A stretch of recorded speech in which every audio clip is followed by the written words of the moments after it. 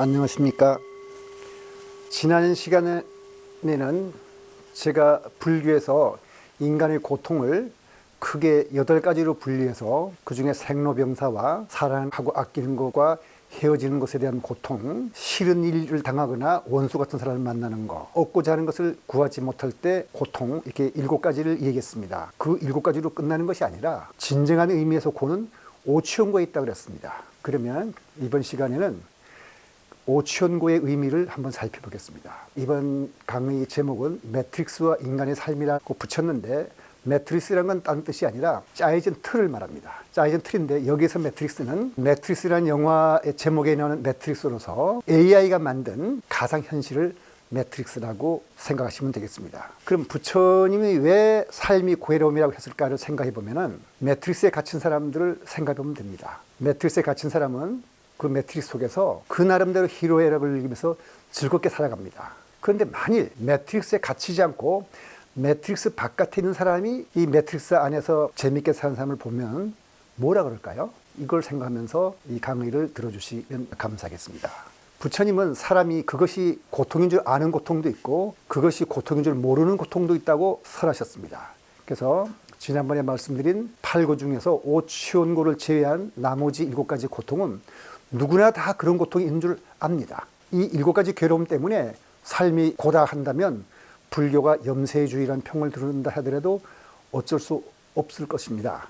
그런데 불교는 이 7가지 고통에 대해서는 누구나 잘 따라 살 수 있을 정도로 고통에서 벗어나는 방법을 설명하고 있습니다. 그게 뭐냐면 바로 마음챙김 명상이라 해가지고 현대 심리학과 뇌과에서 특별한 주목을 받고 있고 그 효과도 인정받고 있는 것인데, 팔종에서 말한 정념수행입니다. 그래서 성언을 1인칭 과학이라고 한다는 말씀을 지난 시간에 드렸습니다. 부처님이 말씀하신 고의 진정한 의미는 그렇게 알고 있고 그것을 쉽게 대처할 수 있는 고통이 아니라 고통인 줄 모르는 고통에서 우리한테 가르쳐 주기 위해서 삶은 고다 그랬는데, 그것이 경전에 나와 있습니다. 그러니까 디가니까야 두 번째 경이 사문과경인데 거기에 보면 이런 말이 나옵니다. 고차원의 단계에 이른 때만 비로소 중생의 삶이 고인 줄 알게 된다고 했습니다. 그러니까 보통 사람들은 자기가 살면서도 고인 줄 몰라요. 의식이 한 단계 높아지면 그 이전 단계에서 일어난 일을 새로운 관점을 보게 되는데, 마치 뭐와 같냐면은 우리 꿈속에서는 그 꿈인 줄 모르고 뭐 잘 살다가 깨고 나면 꿈속에서 무슨 일이 있는지를 아는 것처럼 의식이 새로운 단계에 진입하게 되면 그때 그 이전 단계에서 일어났던 일들을 잘 안다는 것으로서 아주 의식이 고차원 단계에 이런 사람이 볼 때는 우리들의 삶이 고인 줄 안다는 것입니다. 그러니까 이걸 다시 표현하면 이 고통에 대한 바른 인식과 진단이 바로 불교 수행의 출발점이라고 할 수 있겠습니다. 그리고 부처님의 제자들도 부처님이 고를 얘기한다면 그게 고인 줄 몰랐어요. 그래서 경전을 보면 부처님의 제자들이 부처님을 제일 잘 따라다니는 아난다한테 옆구리를 찌르면서 아난아, 네가 가서 부처님한테 고가 뭔지를 물어봐라 하니까 아난도 고를 잘 몰랐는지 대답을 못하고 부처님을 찾아가서 물어봅니다. 그랬더니 부처님이 삼수가 다 고라고 했어요. 여기 수는 뭐냐면은 받을 수라고 쓰지만은 이게 불교에서는 이거를 느낌이라는 뜻으로 씁니다. 그러니까 3가지 느낌. 3가지 느낌이라는 것은 3가지밖에 없습니다. 괴로운 거, 그 다음에 즐거운 거, 그 다음에 괴롭지도 않고 즐겁지도 않은 덤덤한 거. 그 3가지가 다 고라 그러니까 더 이해하기 어렵죠. 그게 바로 고성제에서 말하는 고의 의미는 오치원고가 있는데, 바로 이것과 연결시키면은 왜 생명체의 왕성한 생명 활동 그 자체가 고라는 것일까 하고 제가 생각을 하게 되는데, 이 강의 제목이 매트릭스라고 했습니다. 우리가 자유로운 삶이라면 무슨 일이 일어났든지 간에 그 속에서 희로애락을 느낀다면 그 자체로서 희로애락이라고 말할 수 있는데, 만일 가죽끈에 묶인 개가 자기가 가죽끈에 묶인지 모르고 살 때는 맛있는 거 주면 아주 맛있는 거 먹으니까 좋았는데, 내가 가죽끈에 묶였다고 하는 걸 깨닫는 순간 뭐라 그러겠습니까? 만일 그렇게 지성이 있고 똑똑한 개가 있다면 아마 그 개는 이 가죽끈에 묶인 내 삶이라는 건 정말 딱하구나 아마 이럴 겁니다. 바로 부처님이 말씀하신 오치원고는 그 가죽끈에 묶인 개와 마찬가지라는 그런 뜻입니다. 그래서 먼저 매트릭스는 영화로 잘 알려졌기 때문에 여기서 영화 감상을 할 수는 없고 그 영화 내용을 제가 간략하게 정리해서 말씀드리겠습니다. 매트릭스는 인공지능이 만든 가상세계의 이름입니다. 인공지능을 가진 기계들과 인간에게 큰 전쟁이 벌어졌는데 기계가 이겼습니다.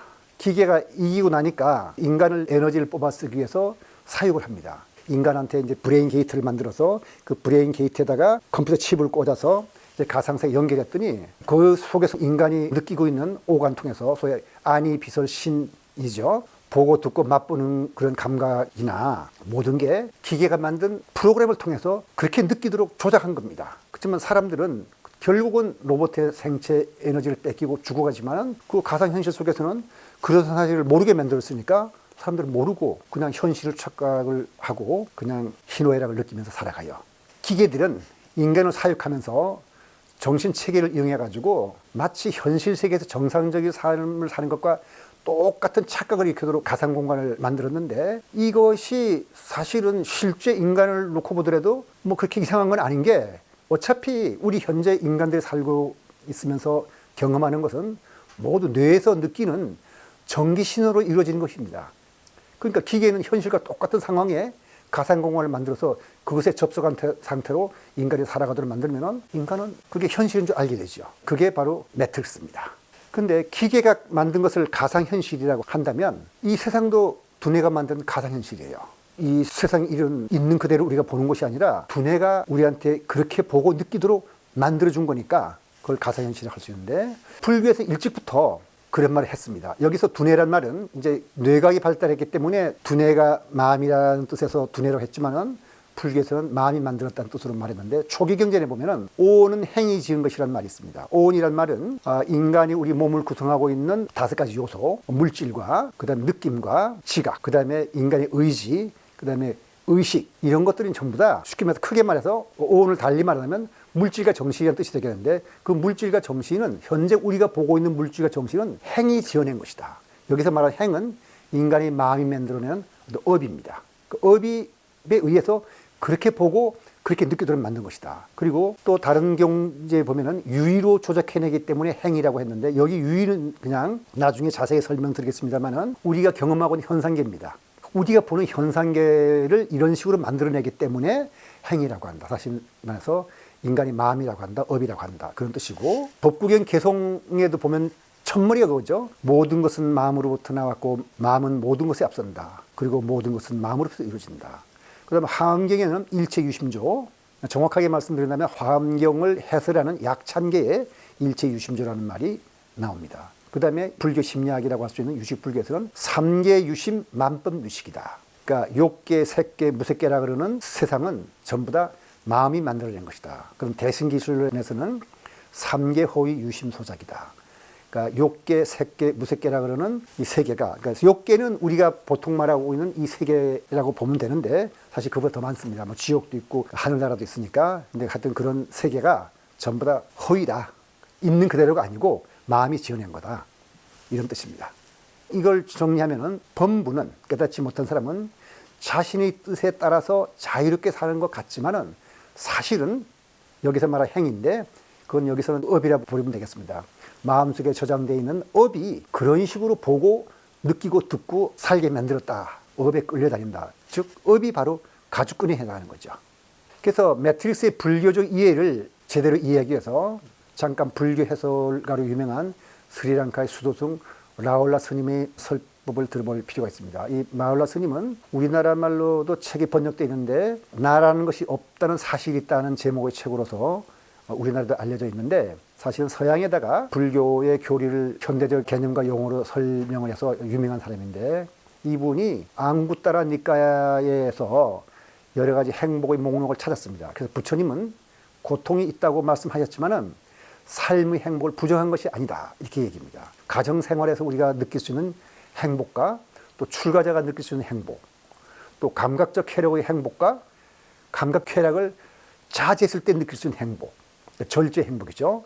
그다음에 무엇에 집착했을 때 우리가 행복하지만 그 집착을 여했을 때도 이 집착에서 벗어나고 하는 행복을 느낄 수 있습니다. 그다음에 육체적 행복과 정신적 행복 등을 다 말씀합니다. 이런 게 즐겁다고. 그리고 그런 걸 누리라고 말씀하시면서 뭐라고 하냐면 이 모두가 다 두카다.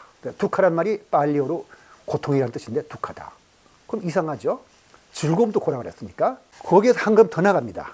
부처님은 선정의 즐거움도 고라고 했습니다. 선정의 즐거움도 고란다고 한다면 고성주에서 말하는 고에는 어떤 특별한 의미가 있음에 틀림이 없죠. 그건 바로 우리가 우리 마음이 만든 매트릭스에 갇혔다는 것을 가리키는 말이죠. 그러다 보니까 또 삼수가 모두 고다. 즐거움도 고 괴로움도 고 즐겁지도 않고 괴롭지도 않고 또 고다는 말은 두뇌가 만든 건 다 고라는 뜻이거든요. 여기서 말하는 두뇌라는 것은 마음이 만든 거라는 뜻입니다. 그러니까 마음이란 말은 이 범부의 마음. 그래서 부처님이 사람들에게 말하고자 하는 삶의 실상, 즉 고의 의미를 이제 비유와 우화를 통해서 한번 이해해 보도록 하죠. 바그다드의 노예라는 우화가 좋은데 이 우화는 아마 유럽 사람들한테는 굉장히 유명한 건지 죽음의 수용소라는 책을 써가지고 유명한 아우슈비츠에 살아남은 그 오스트리아 뇌과학자, 정신과 의사죠. 빅터 프랭클이 쓴 책에는 테헤란의 죽음이라는 이름으로 나옵니다.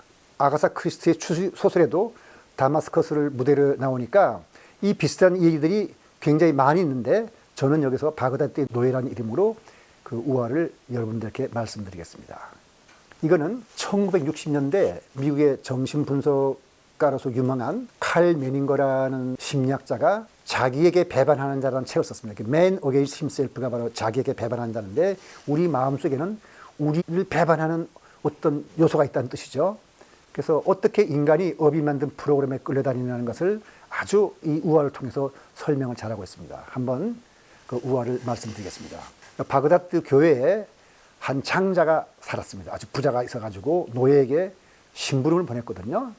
그래서 바그다드에 가서 이런 일을 하고 와라. 이 장자가 시킨 일을 제대로 하려면 4시간이나 5시간 걸려서 와야 될 텐데 그게 아니라 가자마자 2시간 만에 왔어요. 그 말은 가자마자 왔다는 뜻이거든요. 일 안 하고. 왜 그랬냐? 이 노예가 바로 죽음의 신을 만났기 때문입니다. 바그다드에 발을 들자마자 너무 놀라가지고 이 노예가 하던 일을 다 팽개치고 주인한테 와서 자초지종 얘기를 다 얘기했습니다. 주인님, 내가 지금 바그다드에 발을 들여놓자마자 거기서 죽음의 신을 만났으니까 저기 큰일 났습니다. 이제 바그다드에 가기만 하면 나 죽게 돼 있기 때문에 지금의 죽음을 신을 피해서 사가랴로 도망칠 생각입니다. 그러니까 사가랴가 이제 이 바그다드 근처에서 제일 가까운 도시였던 모양이죠. 그래서 지금 출발하면 오늘 저녁 해질 무렵엔 거기에 도착할 수 있을 겁니다. 하고 이제 말했더니 노예의 말을 들은 주인이 엄청나게 화를 냅니다. 왜 화를 내냐면은 신하고 약속이 있었는데 신이 약속을 어긴 거거든요. 신이라는 자가 약속을 어기다니. 내 집안 사람들을 절대로 바그다드에서는 잡아가지 않도록 약속했는데 거기서 너를 잡으려고 하다니. 너는 지금 사가랴를 바로 떠나가라. 내 말대로 오늘 저녁 해질 무렵 지금 떠나면 거기에 도착할 수 있을 거야. 이렇게 말했는데 주인이 천상으로 올라갑니다. 그래서 죽음의 신을 만나서 따졌습니다. 너 그럴 수가 있냐고 신이. 그랬더니 이번에 신이 외쳤습니다. 무슨 소리야? 놀란 건 내 쪽이야. 나는 오늘 해가 지면 그를 사가랴에 잡기로 돼 있는데 낮에 바그다드에서 그를 만났을 때 내가 얼마나 놀랐겠어. 비켜봤다 하면서 주인을 밀칩니다. 이 우화는 그냥 쓴 것이 아니라 칼 메닝거가 2,000명 정도의 사람을 면담하고 그 사람의 정신을 분석하고 대화를 통해서 얘기를 하다 보니까 본인들은 원하지 않았던 일이 일어난다고 하지만은 잘 살펴보니까 그 사람의 무의식 속에서 그런 일을 하게끔 만들 충동이 있다는 것을 알아낸 겁니다. 그래서 인간은 자기가 알지도 못하는 사이에 자기가 원하지 않는 일이 일어난다고 하지만은 사실은 그 일은 그 사람의 마음속에서 그 일을 하게끔 만드는 거라는 뜻에서 소위 인간은 무의식인 충동에 끌려서 보통 일을 하게 된다. 무슨 일이 일어난다. 그런 생각으로 이 우화를 쓴 겁니다. 그러니까 인간은 매트리스에 갇혔다는 얘기를 그 당시 언어로 쓴 겁니다. 그래서 이거를 우리가 알고 있는 영화 매트릭스와 비교해서 말한다면 바그다드의 노예는 자신의 업이 만든 매트릭스에 갇힌 사람입니다. 그러니까 매트릭스가 그렇게 프로그램했기 때문에 그렇게 행동한 거고 매트릭스 안에서 사는 사람들은 매트릭스가 실제하는 현실을 착각하고 희로애락을 느끼면서 살아가지만 매트릭스 밖에 사는 사람이 볼 때 매트릭스 안에서 그것이 현실인 줄 알고 살아가는 사람의 이 얘기를 들으면 그 삶은 참 딱하다는 생각이 들 겁니다. 그래서 매트릭스 밖에서 사는 사람이 매트릭스에 들어가서 사람을 만나갖고 그 사람에게 삶과 죽음의 얘기를 말한다면 뭐라고 그러겠어요? 너는 지금 매트릭스에 갇혔다. 그리고 그 삶은 고라고 하지 않을 수 없을 겁니다. 그리고 방법이 있다면 이 매트릭스에서 벗어나라고 권하고 벗어나는 방법을 말해줄 겁니다. 그리고 그것이 매트릭스 밖에서 사는 사람이 할 수 있는 최선의 행동일 건데 바로 부처님이 우리한테 가르쳐주는 인생의 고단한 것이 바로 이 얘기입니다. 너는 즐거워하지만 사실 잘 보면 차근차근 앞으로 부처님이 가르쳐 줄 텐데 너는 이렇게 지금 사니까 이렇게 묶여서 사는 거다. 거기서 벗어나라. 그래서 부처님은 그것을 매트리스라 부르지 않고 가죽끈에 묶여 사는 삶에다가 비유하셨습니다. 우리가 두뇌가 만든 것을 우리가 보는 현실은 두뇌가 만든 거니까요. 두뇌가 만든 것을 현실이라고 기계가 만든 것을 가상현실이라고 하지만 사실 가상현실도 두뇌가 만든 겁니다. 두뇌가 만든다는 면에서 현실과 가상현실은 아무 차이가 없어요. 그래서 모든 느낌이 고라면 고는 삶에 대한 어떤 주관적인 느낌을 가리키는 말이 아니고 우리는 모르긴 하지만 삶의 실상을 가리키는 말입니다. 그래서 우리의 실상은 영화 매트리스에 갇혀있는 사람과 다름없다 하는 것이 바로 고성제의 가르침인데 그럼 왜 우리가 매트리스의 가르침이 있는지 이걸 우리가 이제 알아봐야 고성제를 이해하게 될 겁니다. 그러니까 이번 강의는 여기서 마치도록 하고요. 다음번에는 우리 두뇌가 어떻게 작용을 하는지에 대해서 살펴보도록 하겠습니다. 그럼 여기서 강의를 마치도록 하겠습니다.